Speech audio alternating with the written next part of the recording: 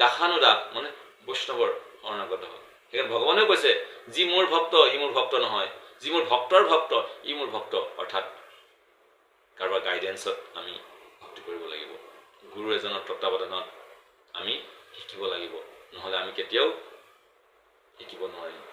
আমাৰ ভিতৰত সেইখিনি নজমিবই, ভগৱানৰ প্ৰতি কোনো প্ৰেম নাহিব। সেইকাৰণে কৈছে নষ্ট প্ৰায়েষু, প্ৰায় শব্দ লগাইলে নষ্ট হ'ব, প্ৰায় হ'ব, সম্পূৰ্ণ নহয়, অলপ থাকি যাব।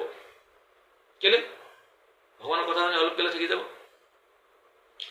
বাকীকেইটা হৈছে সেৱা, অন্যান্য সেৱাবিলাকো কৰিব লাগিব ভগৱানৰ। অকল তেওঁৰ কথা গাই থাকিলে নহ'ব। মোৰ দেউতা বৰ ভাল, মোৰ দেউতা বৰ ভাল, ভাল কথা, কিন্তু তেওঁৰ খাবলৈ নিদিম, তেওঁৰ কিবা সেৱা নকৰি হ'ব?